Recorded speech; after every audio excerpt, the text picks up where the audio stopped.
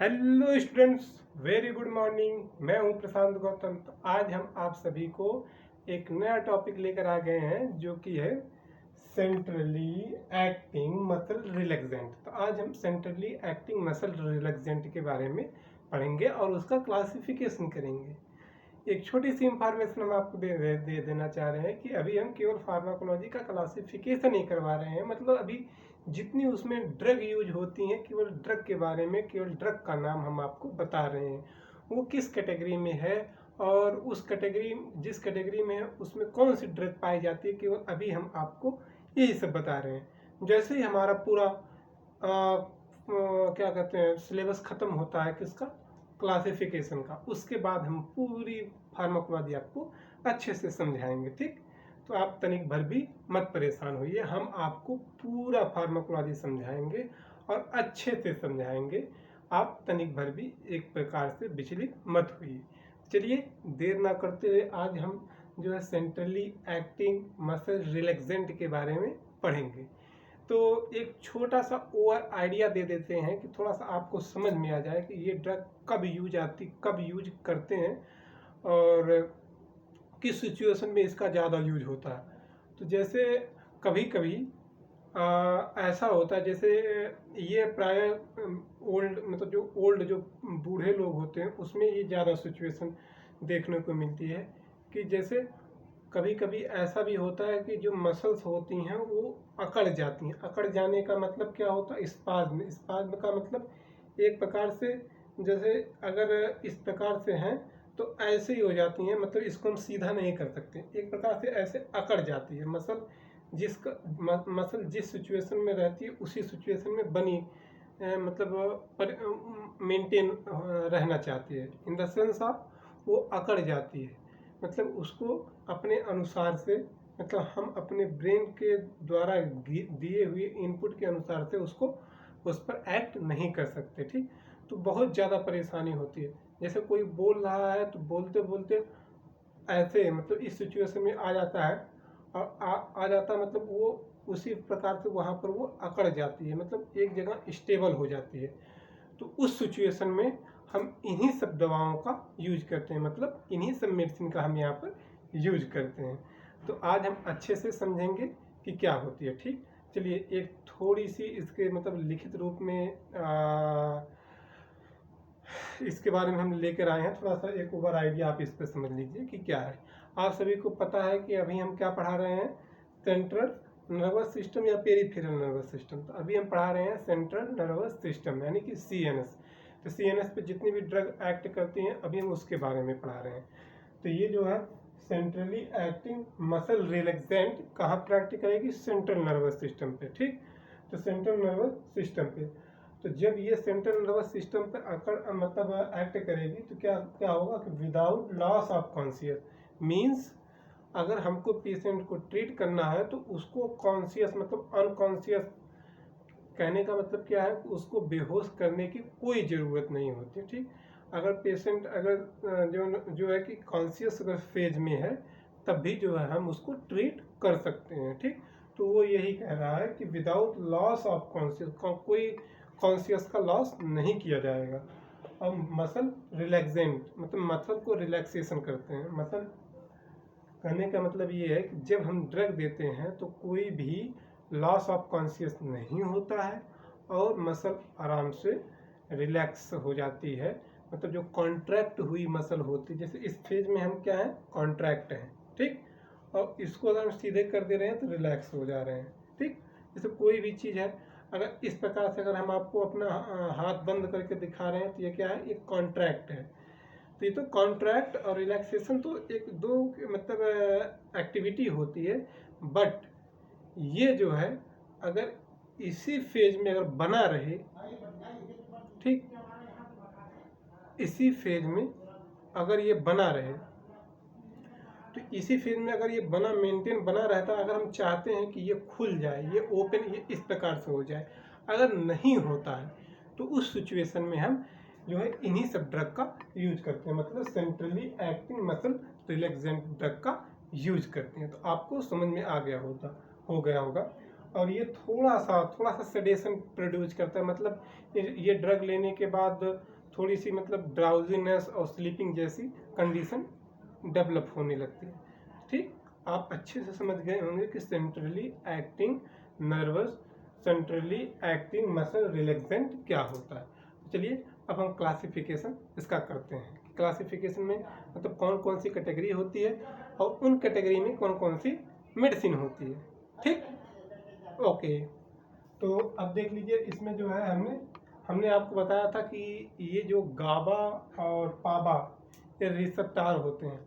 अभी आपको मिसअंडरस्टैंडिंग हो रही होगी कि एगोनिस्ट क्या होते हैं, एंटागोनिस्ट क्या होते हैं। तो इन सभी को हम आपको अच्छे से समझाएंगे जब हमारी विस्तृत फार्माकोलॉजी चलने लगेगी। अभी अगर हम बताएंगे तो वीडियो लेक्चर काफ़ी लंबा हो जाएगा और आपको समझने और जो है याद करने में काफ़ी ज़्यादा परेशानी होगी। ठीक, तो आप अभी कैटेगरी वाइज अभी लर्न कर लीजिए, जैसा होता है वैसा हम अच्छे से आपको समझाएंगे। ठीक, तो चलिए अब इसको जो हमने कितनी कैटेगरी में बांट दिया है, 5 कैटेगरी में। कौन कौन सी? एक हो जाएगा गाबा एगोनिस्ट, एक गाबा ए एगोनिस्ट, कौन सी हो जाएगी? गाबा ए एगोनिस्ट, गाबा बी एगोनिस्ट और सेंट्रल अल्फा एगोनिस्ट, और एक ये हो जाएगी मेफेनेसिन, क्या मेफेनेसिन एंड कंजीनर, और एक अदर का मीन्स ये होता है कि सभी इसमें कॉमन दवाइयाँ रखी जाती हैं। उसको हम आइडेंटिफाई नहीं कर पाएंगे कि हम किसको किस कैटेगरी में रखें। तो जब इस सिचुएशन में जो है हम एक कॉमन कैटेगरी बना देते हैं जो लास्ट में हम लिखते हैं अदर के नाम से जानते हैं। ठीक, आपको समझ में आ गया होगा। एक हो जाएगा गाबा ए एगोनिस्ट, एक हो जाएगा गाबा बी एगोनिस्ट, एक हो जाएगा central acting agonist, central alpha 2 agonist, और एक हो जाएगा मेफिनेसिन एंड कंजेनर और अदर्स। इतना समझ में आया। अब जो है इसमें जो है गाबा ए एगोनिस्ट में कौन सी ड्रग आ जाएगी? गाबा ए एगोनिस्ट में कौन सी ड्रग आ जाएगी? वो आ जाएगी डायजापाम। गाबा ए एगोनिस्ट में कौन सी ड्रग आ जाएगी? डायजापाम। ठीक, गाबा बी एगोनिस्ट में कौन सी आ जाएगी? बोक्लोफेन। कौन सी आ जाएगी? बोक्लोफेन। आप हमारे साथ साथ दवा मतलब मेडिसिन का नाम रिवाइज करते रहिए। ऐसे ही अगर आप बैठ कर आराम से अगर सुनेंगे तो कुछ नहीं याद होगा। इतनी समय तो लगेगा कि याद हो जाएगा, बहुत इजी नाम है, लेकिन अभी कॉपी बंद करके सोचिए कि कौन कौन सी दवा का नाम था तो भूल जाएंगे। तो इसलिए जो है थोड़ा सा इसको लर्न करते रहिए और दोहराते रहिए। ठीक, तो अब जो है तीसरी कैटेगरी क्या है? Central alpha 2 agonist. तो उसमें हो जाएगा क्या हो जाएगा? टिजानिलीडीन। कौन सा हो जाएगा? टिजानिलीडीन। एक बार आप भी दोहराइए, टिजानिलीडीन। बहुत से लोग होंगे जो अभी दवा का नाम अच्छे से नहीं पढ़ पाएंगे, लेकिन एक बार दो बार अगर आप रिवाइज करेंगे तो आपको याद हो जाएगा। देखिए, टिजानिलीडीन। ठीक, अब जो है मेफेनेसिन एंड कंजेनर में इसमें कितनी ड्रग आ जाएंगी? इसमें 3 ड्रग आ जाएंगी। एक हो जाएगा कार्सिसोप्रोडोल। कौन सी हो जाएगा? कार्सिसोप्रोडोल। और दूसरी क्या हो जाएगा?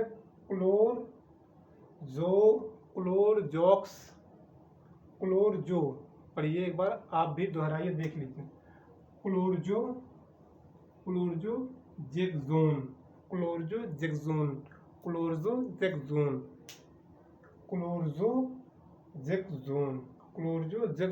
ठीक, अब जो है तीसरी ड्रग क्या हो जाएगी? मेथाकार्बामोल।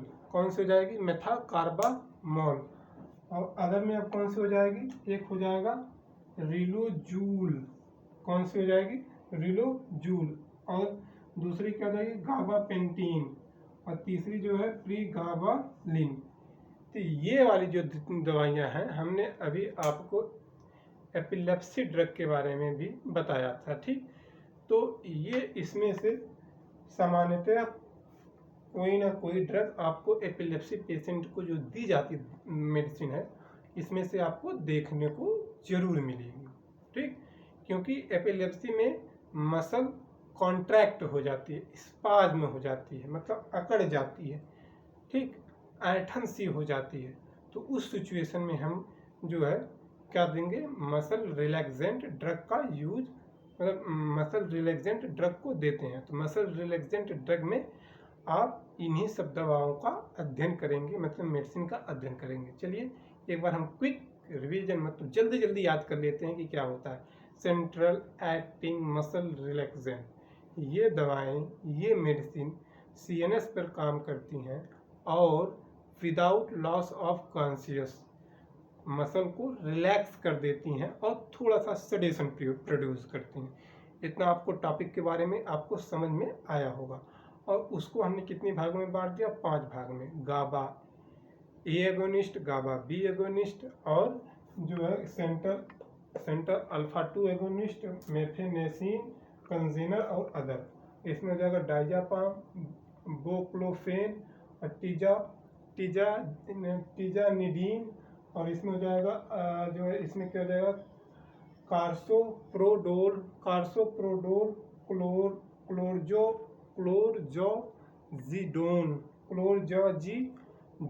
क्लोरजाजीजोन, मेथाकार्बामोल, क्या हो जाएगा, मेथाकार्बामोल, और रिलोजोल,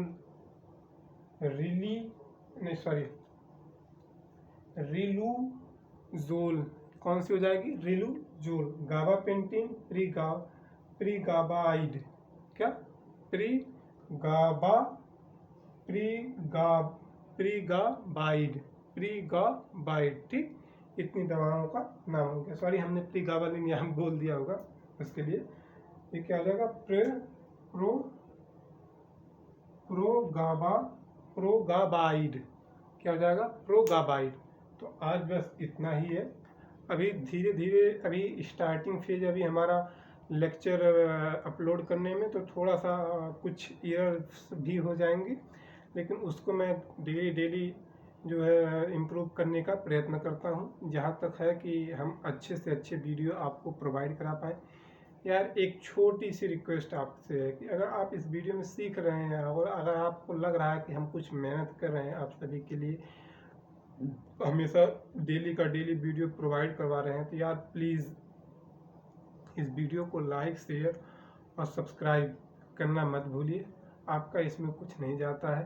प्लीज़ यार, अगर आप करते रहेंगे तो हमको एक अंदर से मोटिवेशन रहेगा, तो हम और इसमें बेहतर कर पाएंगे। तो इसलिए यार वीडियो को लाइक, शेयर और सब्सक्राइब करना मत भूलिएगा। आज के लिए बस इतना ही। All the best. Thank you.